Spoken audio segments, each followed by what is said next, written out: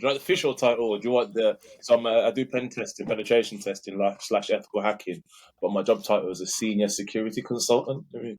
I have to throw the senior in there. Okay. I like that. That sounds good. That's what I do. All right, man. Let's get started. I'm going to be taking this all over the place today. Do it, man. Everybody, welcome back. Easy Spotlight. Returning guest, Jon Onyeaka, right off the back of a Nigeria win. How you feeling today? Feeling good, man. I'm feeling good. In the finals, I love South Africa, but we had to beat them. We had to beat them. Had to. No other choice.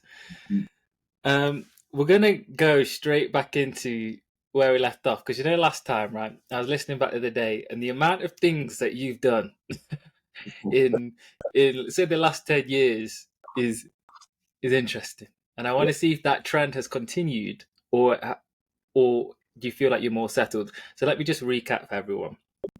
Right, you'd gone to America, you went to play football, you transferred university, you got a degree in chemical engineering, you came back, went into pursuing football further, went into thinking about doing medical school, worked at a law firm, became a DJ, business analyst, working at a power plant, started your own thing, Sufficient, ethical hacking, cyber security. You were doing coaching on the side, non-stop. Yeah. So has that trend continued since the last 2 years since we did this pod, or would you say that you've found a kind of plateau? I'm focused. I'm more focused. So obviously, I found I prioritize what's important and where my future is.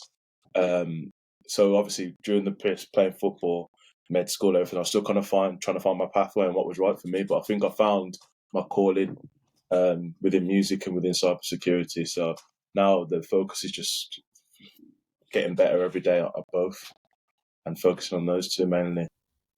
When you're finding your calling, do you think that was there a moment, or do you just feel like you were working this and it was a realization like, oh, this is what I'm meant to be doing? I think your calling can change, because obviously when you're young, football is your thing, and I would never change it the other way. But I think after, thinking not making football your career and your main priority, because to this day I probably could still be playing football, still earning a bit of money, work on the side. But like I just found a new priority, something that kind of fulfills me. And like as you're younger, playing football every day, you could play football in the park for 5, 6, 7 hours. Come home next day, you're doing the same thing.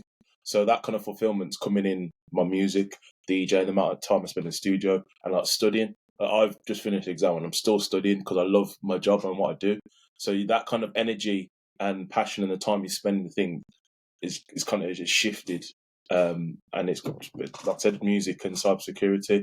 And it may change in the next 5, 6, 7 years. It may, but for now, I think this is what I'm meant to be doing, and I'm doing it. There's a kind of sense of peace that comes with that, right? Yeah. It's like no longer searching for stuff. And one thing you mentioned a lot last time was you're continually trying to educate yourself. You're continually learning, and as you just mentioned, you did a test that's happening. Are the areas you're learning in staying restricted in the DJ music field and your ethical hacking, or do you put limits on that? Are you learning in all different aspects? I think my priority is, career-wise. So my job, it's such a broad job in terms of specialities. So learning different areas of these specialities and the niches. Same with music. Music, there's DJ, like you got guitar, they got piano, they got key. They all help each other and support each other. They all have synergies. So it's like focus on learning the different synergies. Like, when I'm DJing, understanding music more helps me mix better, if that makes sense. So the learning is more precise to support my main two things, rather than saying, I want to go learn how to fly a plane, which is something completely random. Everything that I'm learning is supporting my main two focuses at the moment, which is, like I said, cybersecurity and the music stuff. So talk about the cybersecurity part, because last time we finished, I think it was only a couple of months that you'd started your Sufficient, and now you'd moved into that kind of full time. So where are you today in that role, and where is Sufficient and in your development? It's funny that you talk about that. So the exam I just did was the goal I set myself for when I first started, to become a team leader. So basically, as a Czech team leader, that's probably one of the in my field one of the kind of higher achievements you can make, because it allows you to start doing more jobs and taking more responsibilities. So that's the exam I had at the start of the year, passed it. Then I've hit that milestone, which is like that milestone I set myself when I first got into it, which is good. Now I'm looking at, okay, how can I further it, and looking at niches. So I'm learning how to code in C because it's going to help me with something called red teaming, which is more advanced type of hacking and engagements.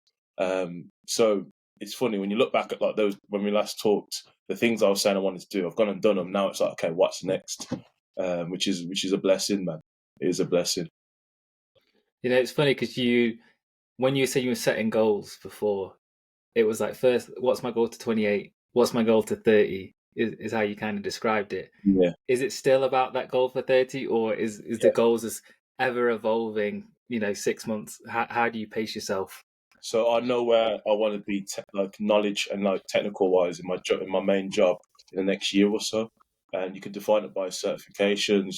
You can define it by skills. So, for example, learning this new coding language is going to allow me to do more precise type of work. So, in the next year, I reckon I'll be in a very good position with that language, sufficiently using it, and be more focused on the red teaming, past a couple more certification, and that aligns with where I want to be in the next year or so. And then I said that, okay, after that, I want to focus on web hacking. And there's a goal to achieve that, which would be do my web team leader exam. So I think a lot of these things as well, you have like certification and stuff that can justify your progress and kind of say, you know what, now that I pass that exam, it kind of shows that I'm sufficient in this area that I've set out to be. If that makes sense. Absolutely. What is it about the hacking space that gripped you? Because that wasn't something that you Yeah. grew up wanting to do or were thinking about during uni at all. So what's continuing to grow in terms of a passion for that space? I think I've always been good with computers and interested in computers, and it's a problem solving thing. So basically, like an engagement I do with a client is I plug my laptop in, and basically I'm trying to find problems, and each problem you can kind of you can find yourself like progressing for this problem, and the main goal in a lot of engagement is to get admin access, because if you get admin access, you can do anything. But it's not simple. There's loads of different challenges. There's loads of different ways. So the more time you spend doing it, the more time you spend learning, the better you become at achieving this different, like getting to your final goals.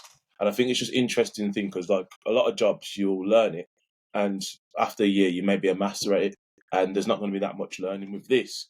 If you look at my to-do list of things I want to learn, it's ever growing because there's new technologies coming out, things are changing. So that continuous learning, I think, keeps the job very interesting. And then even like to the day to day, looking at like ransomware and like all these hackings of these big companies and stuff, understanding how those things are happening, understanding how to reverse engineer some of the stuff, being able to help people, all those like this, like on YouTube, I've watched every single cybersecurity documentary on YouTube. 'Cause I'm just fascinated by how people from at home can type away and get access to someone's computer in China. It's such an interesting concept. So I think because there's so many areas to it. It's interesting to me in terms of what it actually is. The job's fun, and I'm just continuously learning. I think it just keeps me interested. Whereas in the past, when I worked for a law firm, I learned everything within like 5-6 months. So after a bit of time, I'm like, well, what's next? But this, I'll never be like, what's next? Because there's going to be a lot of things to you could focus on if you have time. And it's fun as well. Like studying's not reading a book. Studying's like, okay, I'm coding something, or I am trying to do a CTF, which is like a hacking challenge online, or it's interactive, and that's how I learn. I learn by doing rather than reading and writing. Just get me stuck in. So the fact that that's the type of learning it is, I think, helps as well, and keeps me interested and motivated. That doing part, I think, seems into everything you kind of do. Yeah. You especially in like the music space as well, and all the past history of people go listen to the first podcast. You're a doer. You're not someone who kind of sits around and wait for it. If you No. think, I can wear a clothing brand, why not make my own clothing brand? That kind of thinking. So moving on to DJing a bit, because over the last year and a half, 2 years, it seems like you've been everywhere. To be honest with you, to recap, back then you just had the one extra feature. You'd just done, I think, your first yacht week Mm-hmm. at that point, doing some Applebum events as well. And getting your feet in it all, trying to make a little bit of money. Your goal was to travel a little bit with it. It seems like all of that's happened and more. So Yeah. kind of give us the update of where you are on that DJ's perspective. I think a lot of music and a lot of things in life is networking. So fortunately, I've been in a position where I've networked with the right people. And when I've kind of been in those rooms or been in that position to kind of perform, I've managed to do a good enough job that they want me back or they're booking for extra things. So I think that's kind of been my mindset. I would DJ if, like, I always ask myself, because a lot of DJs, because since COVID coming into the marks, but if DJing out in the public wasn't a thing, I would still DJ. I spend so much time with these decks right next to me in my house on a Friday, just working and DJing, and just enjoying it and living my best life.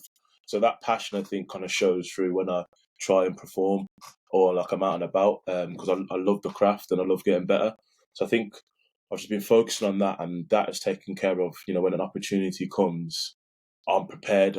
I've got a USB attached to my keys. I'll go to somewhere, someone will be like, oh, jump on, do you want to jump on? I'll play some songs and, so I'm always like just kind of mashing that craft. And look, fortunately enough, I've met the right people, networked with them, had opportunities to, go to Ibiza, go to Netherlands, Greece, went to the Caribbean, been all over. I was back in New York. Like there's, it's music's, it speaks no language. So no matter where you are, you will find people listening to music. So I always have my music with me wherever I go, and opportunities come. So yeah, I'm just Glo- riding it. Global. I mean, your work ethic shines through and everything, and you being a presence as well. I think goes into it, especially with your music. So you just named about 5 different continents. Tell me some of the best events or some of the highlights over the last year and a half. I think they all have their they all have their pros, or like, they're like their star parts. Like when people ask me, it's like, what's my favorite set I've done? I can't, because each are amazing in their own different ways. For example, playing in Ibiza, Ibiza Rocks. I had one of my very good friends I went to school with me. We had a great time. Had a couple of drinks and we went out there and I performed and I had a great set and I enjoyed it. And that whole day was special. But when you DJ on Yacht Week, you're maybe not be DJing to as many people, but the venues you're playing at, some like I've been playing in, in St. Lucia at like a beach club, and I'm just thinking like, you got a cocktail in your hand, you're playing music, thinking, you know what, I'm getting paid to do this, Same with Greece. I've never been to Greece before until this year, and I went twice. I mean, last year, sorry, 2023, and like being in a situation there, I went to back with a guy called Alex from Netherlands, and we were just going back to back, and we're having a great time. Like everything was just flowing, and that was like one of my favorite sets. The sun's just 35 degrees outside. Yeah, so each set has like their special moments. I can't say this was my favorite one, because it doesn't really matter about how many people are there or the venue. It matters about how you feel. Like if you ever watch me DJ, I'm always just in my vibe. So I think if the vibe is there and it's right, and the music I'm playing, which most of the time will be good music. Sometimes I'll switch it up, but yeah. Oh yeah, it just brings, everything's got its own different like shine to it. But like I said, I'm fortunate enough to be in a position where I've managed to play a lot of places that that I probably dreamt about when I first started DJing back in America. So yeah, I'm grateful for that as well. I'm very grateful.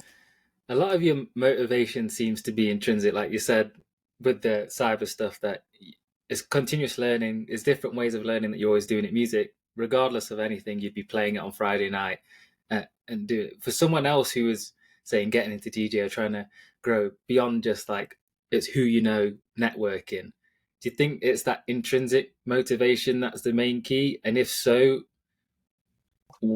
where do you think that's come from for you? Why are you so at peace with I, things and able to have that? I think I remember, what was it say? Someone said to me, a lot of people, especially nowadays, they do things like for the sake of others.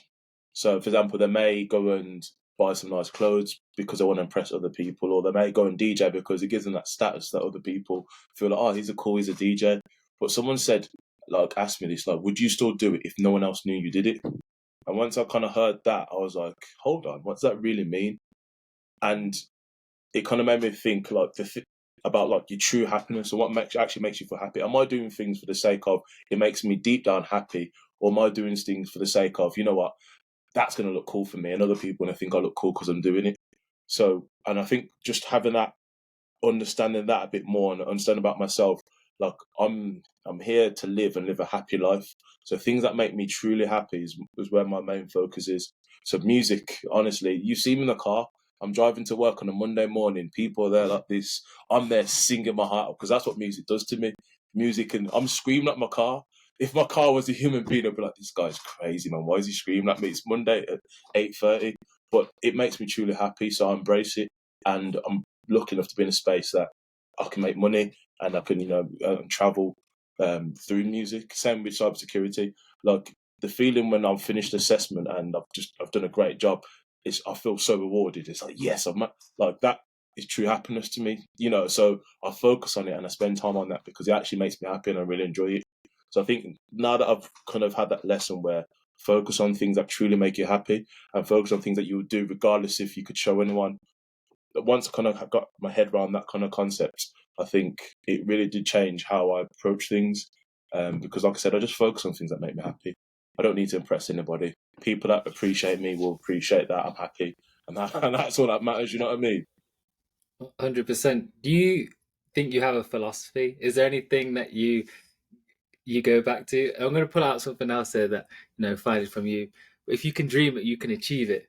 Zig 100%. Ziglar. 100%. Yeah, you said that.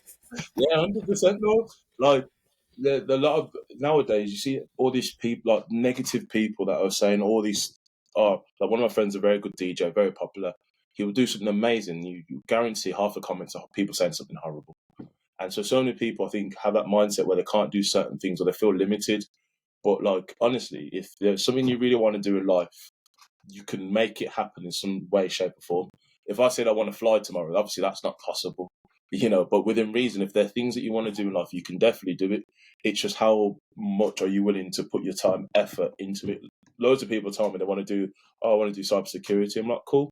This is what I was doing. I was doing 4 hours after work every day studying.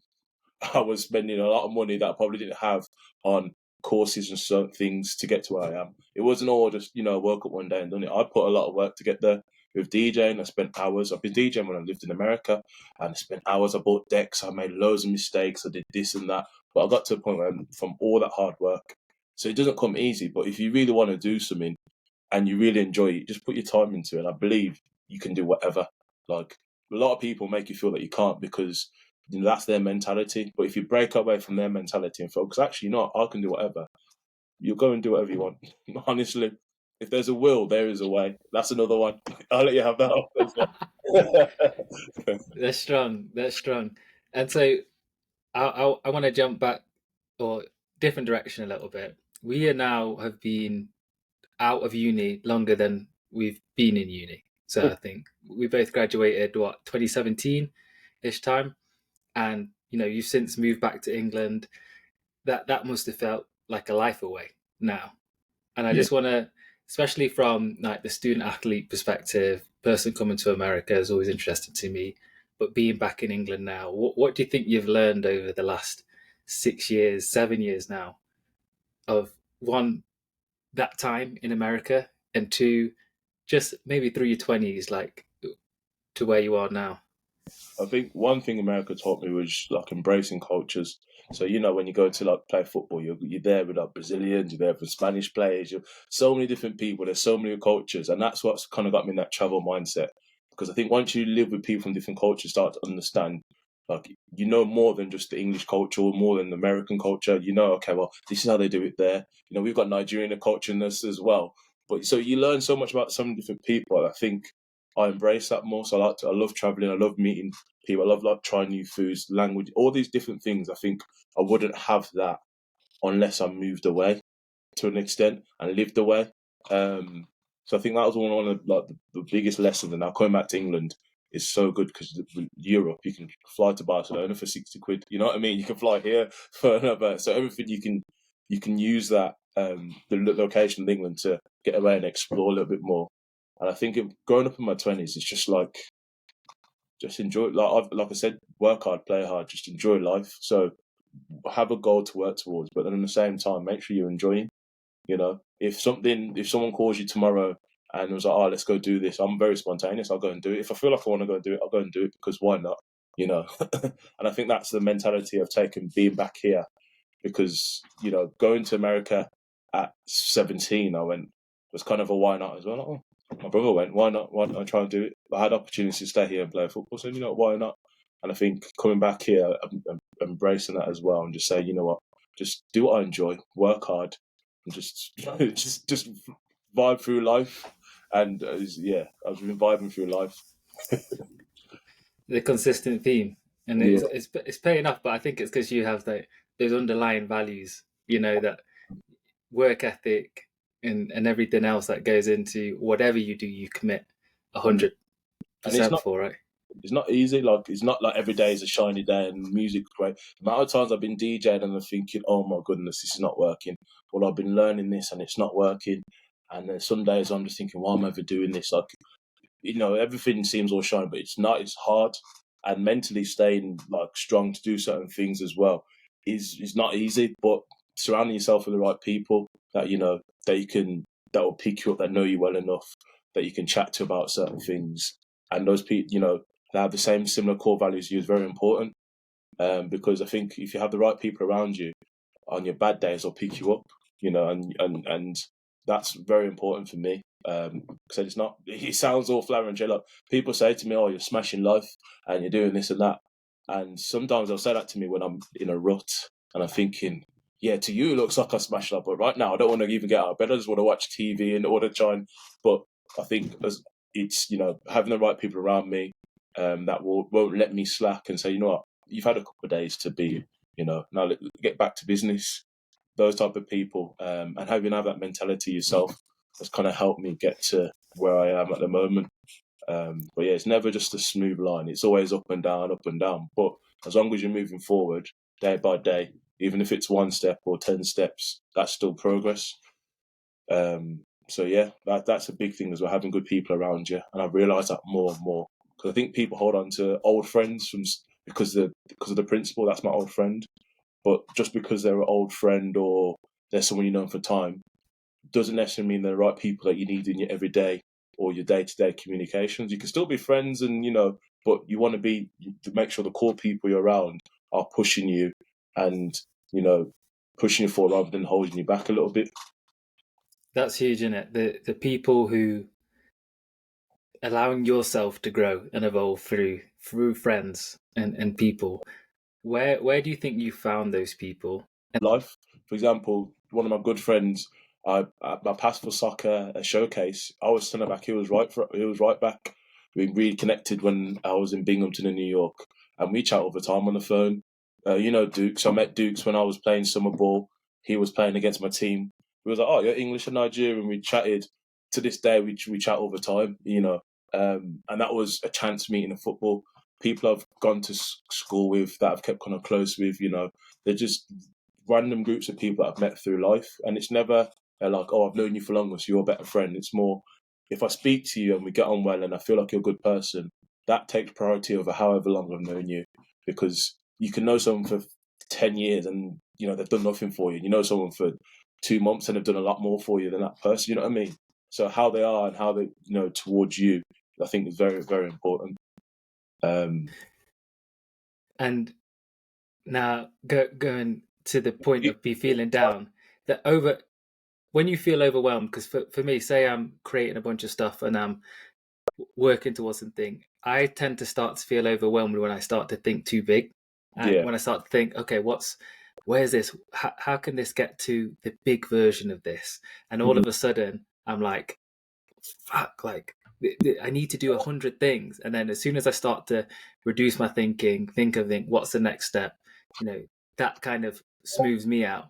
What is it for you that one gets you overwhelmed, but then maybe brings you back in beyond just the people from a mindset perspective? So a lot of things get me overwhelmed sometimes. It's funny.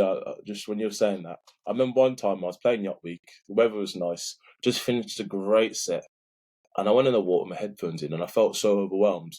Not in like a it wasn't negative, but it was just like, all these people had a great time, this and that. But I still, for some reason, even the situation I was in, I'm living on a lovely boat and it's lovely weather. I'm eating great food. I'm getting paid. Like I still felt very overwhelmed, and I almost felt like, what's wrong with me? Like this situation, I definitely should be feeling like this. But I think just sometimes life can get overwhelming with certain things. It may not be directly what you see, but certain things going on in the background. Who knows? But I think I manage it by breaking things down into little tasks. So I have a to-do list. Anytime now anything comes to my head, I write it down. The smallest things. It could be like text this person to do this, or it could be study it. And I break things down into smaller, manageable chunks, because I think what happens when you get overwhelmed is you feel like your problem's bigger than it actually is, because you're seeing it from that I don't even know the word to use, but you're seeing it from a perspective where it just looks massive. But when you cut it down and break it into smaller chunks, and you start looking, actually, this is manageable, and then you start saying, what, let me tick this one off, and then you start ticking things off, you're making progress. So that problem that seemed so big at one point is now getting smaller, because you're now ticking off these small bits, and now you're looking at it, actually, that's actually a lot smaller than I thought initially. But I think emotions and all these different things can make it seem massive. So I think one thing I've become big of is to-do lists. And then also I've got my good friends that I chat to about what I want to do in my life. So I speak to Duke's man, I speak to my boy Charlie, I speak to loads of my close friends back at home, and I'm like, okay, so this is what I'm trying to do next. And just by breaking it down and speak to people, I think sometimes when you don't speak things out, your mind can make it, like I said, make it feel massive. You think this problem is huge.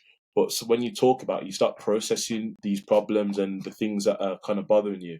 And you then start to realize, actually, I can tackle this. It's not as big as I think, because you're starting to process it as you speak about it. The amount of times I've had conversations where I thought I've had a big problem and I'm speaking about it and I'm like, actually, that's not that big. If I do this, do this, and do this, that's half the problem gone. You know what I mean? So I think also speaking to people about kind of how you feel and being vulnerable. It's not easy to be vulnerable, but having people you can be vulnerable with. Because I may be big, people look at me and think, oh, but I think what makes you more of a man is not how strong you are, how much you can lift, is how you can be emotionally. How you can be like vulnerable with certain people, how you can, take accountability and all those things. I think that makes you more manly than someone that can go and bench press 200 kg, because those are really hard. Those are the hard things to do. You know what I mean? But those things, I think, once you kind of get in touch with that, I think that kind of helps with overwhelmness, because you're addressing things rather than batting them away, and then you're getting a solution to the problem by breaking it down. 100% leaning on that community that's around you and in your bubble of a community 100%. and whatnot. And same for me, that daily. This is the first year I've used a daily planner, and I write. Same as you. Anything that comes down, I write down. It's been a game changer for me, because I used to have like the big goals, and I'd be working to those goals, thinking about them, but not doing day-to-day incremental steps. Yeah. And that's kind of a game changer. 100%. And touching on that community, I want to kind of go to the communities that support you, and how you show love in a community. Because I know you're is it a brand ambassador, a sport of it, like your friend's brand, mine, a formula. So tell me how you kind of collab with someone like them, or what that means for them to support you. So shout out Minor Formula every day. But see, those are people I went to college with, the three creators. They've never asked me to be like, John, push our brand or whatever. But I've seen my friends that they're doing what they're doing. It's good quality. They're good people. So in my head, why would I not support and push it more than Next or Gucci or anyone else? That's just the way I think. If I see someone doing something good, why would I not put my time and energy supporting that rather than supporting someone else that I don't know? So that's why even with the lads, I've said to them, listen, bro, if I had it my way, all my wardrobe would be clothes from you guys, because why not? you know what I mean? So I think just by having genuine support for other people, wanting your people to do well, and then wanting you to do well, I think things just kind of progress. And I think just, if you, like I said, finding yourself around genuine people that actually want you to do well, and actually, they do the little things that, make you feel good. Like it could be something small, like a random phone call, just wanted to check in on you. Something like that is really small, but that means the world to some people. So when you got genuine people like that, and you'll have a genuine kind of thoughts and intention as well, I think you can build a community because you're surrounded by people that genuinely want everyone to do well for each other. And luckily, I've been in a position where a lot of people that I've kind of known from the past and some people I've met are genuine like that, and I know that I can rely on them and they can rely on me for whatever. And it's not like, oh, I did this for you, so you do this for me. It's more like, I'm going to help you, and that's it. You know what I mean? It's not, I'm going to do this for the sake of this. I just want you to do well. And if I can do it, and even if I meet someone new, someone comes to me and says, I want to do this, I benefit. I'm confident in myself, my DJ ability, my cybersecurity ability, and all that. That I don't fear anyone overtaking me or taking my place. And if they do, fair play to them. So I'm not in a position where I'm going to be like, oh, I'm not going to help him, because I'm going to help you because I'm confident in what I'm doing. So why not help you? Some people don't want to help others because, oh, he may get better than me, or I'm going to help you. That's it. I'm confident in my ability and where I am to do that. And I think having that confidence in myself has helped me to help more people. The amount of people have learned how to DJ that are getting better bookers than me. I'm like, fair play to you, man. But that's the way. I think that genuine, like when you meet people that genuine and have genuine intentions, I think that just kind of, you build that kind of community. And that comfort in your own skin. And I think everything you just said then, and honestly, over the last 20 minutes, people could learn so much about how to just live a better day-to-day, clearer life, make your world a little bit smaller, focus on those who are around you, focus on your community, focus on developing yourself. Like, all of these things are just, they sound big, but they're so much smaller 100%. and easier to achieve than you think. One thing I'm really good at is with Instagram and social media. So I don't follow celebrities and people like that because, one, I don't really have much interest in their day-to-day life. And two, some people do find themselves comparing their situation with someone else's situation. Now, when you look at celebrities now, they've got their supercars, they've got the designers, they've got all these different things. Now people are comparing themselves to them. And now they're feeling like, oh, they're not doing well, or that person's pretty, or that one's got more money. And that's their kind of mindset, always comparing. And that's where I've tried to stop myself. I've tried to stop myself from comparing myself to anybody else. Because at the end of the day, I'm myself, I'm unique. I can learn from this person. And, but I'm never going to be that person. You can never be a better version of someone else. You're always going to be yourself. So stop comparing myself to others. Stop putting myself in a position where on my feeds I'm seeing loads of people that I'm going to be jealous of, and just kind of focus on what's important. And when I kind of adopted that, and it helps me so much because I'm not sitting there scrolling and seeing this person driving a nice car and whatever. I'm just, I'm comparing myself. I'm looking at other DJs. Thinking, oh, that's cool. Rather than comparing myself. One second, let me turn this. Someone on Discord's message me loads. It's fine, but Yeah. That was it, because I've always had this thought about role models, right? And that anybody who's spending too much time with a role model that is a celebrity or someone that you don't actually know is honestly a waste of time. Yes, they can influence you, but if you ever put any of your identity into a person that you don't know, is only going to lead to a bad outcome, because 100%. you can't actually talk to them, touch them, see the examples in every day. Like, I'm going to look up to you more than I'm going to look up to a footballer. You know what I mean?